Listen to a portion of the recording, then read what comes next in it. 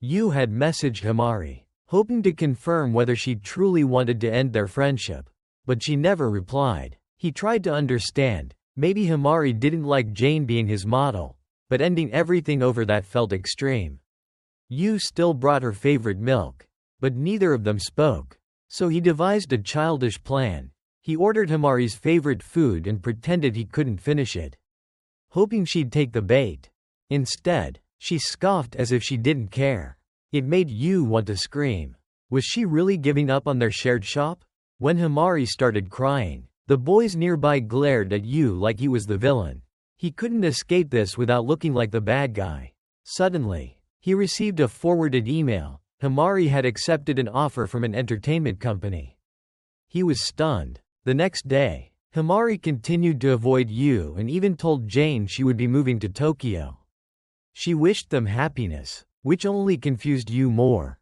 Jane brought cookies and Yu brought milk, hoping they could use the combo to lure Himari out.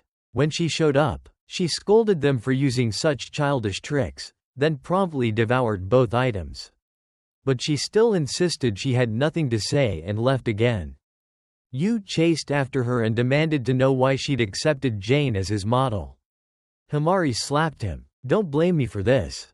I'm mad at you because of this," she said. All Yu wanted was an explanation for the water she'd dumped on his head. If they were truly best friends, shouldn't he be the first to know why? Or was he just a tool, someone who made accessories and fetched snacks? Himari pushed him away when he touched her, and in the scuffle, her cherished necklace broke. Yu apologized immediately, but her silence made him feel like nothing more than her assistant. Himari, in turn, accused him of treating her like a sidekick. Giving Jane the model role felt like taking away what was hers by right. She understood that Yu liked Jane. She'd liked someone before too. She knew how it felt and genuinely wanted to support them. But she couldn't stand always being second. She left behind their friendship necklace and walked away. After school, Jane asked Shinji to check on Yu. Shinji admitted he had encouraged Jane to model. But it wasn't about sabotaging anything, it was about giving Jane confidence. He also noted that if Yu really had no feelings for Himari, he wouldn't have hesitated to be with Jane already. That meant Yu cared for Himari more than he admitted. This realization left Yu feeling guilty. In matters of love and friendship, the real question wasn't who you liked more, it was who mattered most. Shinji confessed he had stirred the pot, not expecting Himari to move to Tokyo just to forget Yu. That meant she did have feelings for him. If she left, Jane would carry the guilt. As Jane's childhood friend, Yu didn't want that. Still, Shinji said he wouldn't be responsible for anything. Yu called him oddly decent, which caught Shinji off guard.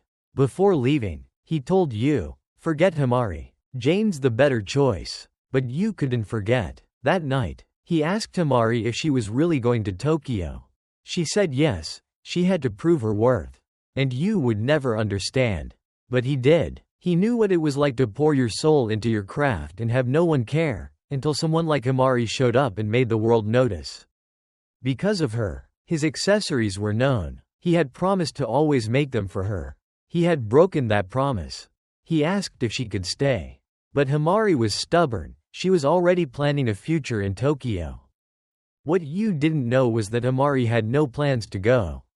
She had just wanted to scare him. Tokyo, with its cramped streets and strangers, held no appeal. When her necklace broke, she brushed it off, but the tears still came. She figured Yu would beg for forgiveness and make her a new necklace. She even drafted a list of demands, like getting that kiss she'd teased him about. But none of it happened. Still, she gave him more time to grovel. They didn't speak all day.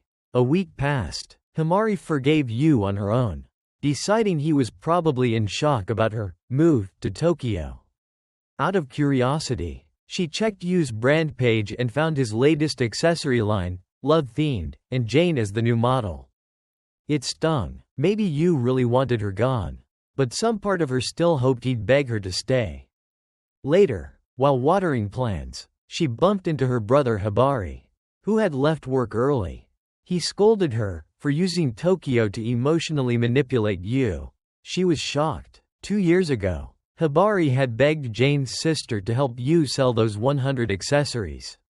He did it not just for Himari's sake, but because he genuinely liked Yu's work, and she had once vowed never to stop supporting Yu's shop. So what had changed? Finally, Himari admitted the truth: she had fallen for Yu. Her brother wasn't surprised. He asked, "Which is more important, possessing Yu, or caring for him?" He spoke of hard decisions, sacrifices. As a civil servant, he'd faced criticism when a road project displaced families. But it had brought long-term growth. Sometimes, you had to give up 99 things for the one that mattered. Himari didn't fully understand, but she knew she had a choice to make. After school, she met Yu in the clubroom. They both had something important to say. But when she asked him to go first, he accidentally handed her a withdrawal letter. He explained he was planning to transfer schools to Tokyo. Yu told her he had realized, through Shinji's words, that the most important person in his life was her. Even if he made 1,000 accessories, it meant nothing without Himari. She was moved. She liked the way they laughed together, the way they watched silly videos. Even if Yu stopped making accessories, she wanted to be by his side. Then, Himari revealed her plan: she was never going to Tokyo. And now she would keep Yu's withdrawal letter forever. Just in case, if he got any closer. She warned, she might kiss him, and she didn't want her first kiss to taste like yogurt. She asked if they could go back to being best friends. Jane would stay his model. But Himari wanted just a little more of his attention. Yu gave her a new accessory, a ring that declared her his one and only best friend. "I might upset you," he said, "but that doesn't mean anyone else matters more." As always, Himari tackled him with laughter. He gently slipped the ring onto her finger. If neither of them married by 30, they'd end up together, just like they promised. And so, they were back to being best friends. Or as Himari would put it, "If we're doing this, then I'll be the best damn best friend ever." Just to make it harder on herself. All her real feelings were left inside that ring. Meanwhile, Yu quietly ordered a pot of purple tulips, likely for Himari. But he couldn't explain what they meant, because if she rejected them, that would be too painful. Nobody ever said being best friends was this hard.